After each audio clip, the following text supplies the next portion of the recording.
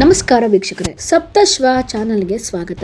ಬೆಂಗಳೂರಿನ ಬ್ಯಾಡರಹಳ್ಳಿಯಲ್ಲಿ ಗುಟ್ಕಾ ವ್ಯಾಪಾರಿಯ ಕಿಡ್ನಾಪ್ ಹಾಗೂ ರಾಬರಿ ಪ್ರಕರಣದಲ್ಲಿ ಭಯಾನಕ ಸತ್ಯಗಳು ಒಂದೊಂದಾಗಿ ಹೊರಬಿದ್ದಿವೆ. ಮುಖೇಶ್ ಎಂಬಾತನನ್ನು ಕಿಡ್ನಾಪ್ ಮಾಡಿ ರಾಬರಿ ಮಾಡಿದ ಗ್ಯಾಂಗ್ನ ಪ್ರಮುಖ ಆರೋಪಿ ಮಾಗಡಿ ಮಂಜ ಈಗ ಪೊಲೀಸರ ಅತಿಥಿಯಾಗಿದ್ದಾನೆ.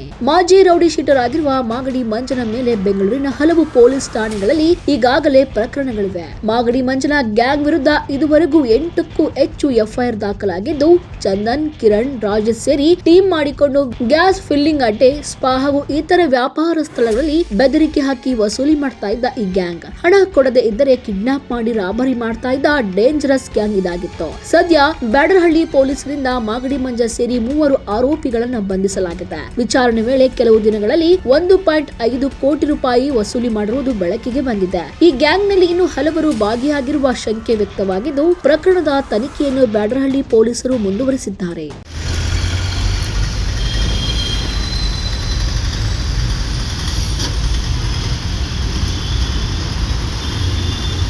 मुझे जोर पूछो कितना जना आया था 20 हाँ कितना आदमी आया था कितना 20 आदमी था फुल बोलते ये धोखे ठोकियो हाँ फुल बोलते हैंग माता पूरा फोड़ियो तू पाइप थी लोरी पाइप थी मेटल थी स्टील रॉड कितना 20 जना था 20 फार कटियो भाई बताओ कटियो कान थी ठोकियो तने स्टील रॉड हूँ हाँ कितना जना आदमी था 20 ಜನ ಪಸ್ ಸೋಡಿಯೋ ಕಟ್ಟೆ ಪಸ್ ಲೈನ್ ರೋಡ್ ಮಾತು ಸುಡನ್ ಗಿಯಾ. ನಿನ್ನೆ ದಿನಾಂಕ 16/12/2025 ನಮ್ಮ ಬ್ಯಾಡರಹಳ್ಳಿ ಪೊಲೀಸ್ ಸ್ಟೇಷನ್ನಲ್ಲಿ ಮುಖೇಶ್ ಬಾಯ್ ಎಂಬುವರು ಬಂದು ಒಂದು ದೂರನ್ನು ನೀಡ್ತಾರೆ.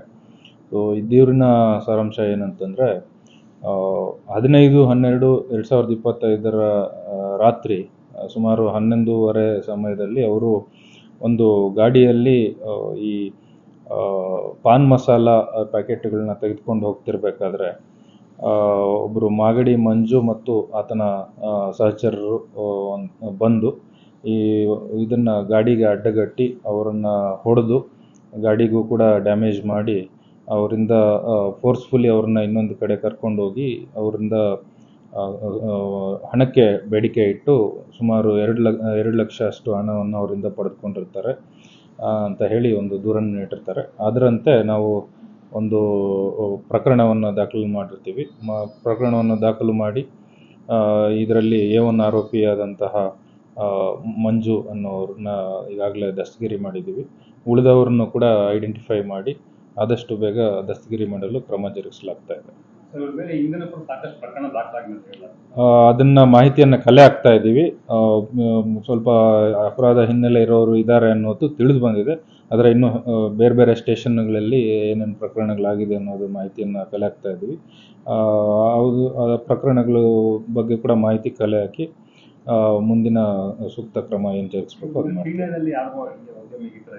ಈಗ ಕೆಲವೊಬ್ಬರು ಒಬ್ಬರು ಯಾರೋ ದೂರು ಕೊಡಲಿಕ್ಕೆ ಮಾಹಿತಿ ಅಂದರೆ ಇನ್ನೂ ಮುಂದೆ ಬರಲಿಕ್ಕೆ ತಯಾರಾಗ್ತಾ ಇದ್ದಾರೆ ಅಂತ ಗೊತ್ತಾಗಿದೆ ನಮಗೂ ಕೂಡ. ಇನ್ನು ಸ್ಟೇಷನ್ಗೆ ಬಂದು ಅವರು ದೂರು ಕೊಟ್ಟರೆ ನಾವು ಅವರು ಈ ಹಿಂದೆ ಇದೊಂದೇ ಅಲ್ಲ, ಇನ್ನೂ ಯಾವುದಾದ್ರೂ ಪ್ರಕರಣಗಳಲ್ಲಿ ಭಾಗಿಯಾಗಿದ್ದು ಅದು ದೂರು ಯಾವುದೇ ಕಾರಣದಿಂದ ಯಾರೋ ದೂರು ಕೊಡದಿರ ಇದ್ದರೂ ಕೂಡ ಅವರು ಆರಾಮಾಗಿ ಬಂದು ಸ್ಟೇಷನಲ್ಲಿ ದೂರು ಕೊಟ್ಟರೆ ನಾವು ಅವ್ರ ಮೇಲೆ ಪ್ರಕರಣಗಳನ್ನು ದಾಖಲಿಸಿ ಕಾನೂನು ರೀತಿಯ ಕ್ರಮವನ್ನು ಜರುಗಿಸ್ತೀವಿ.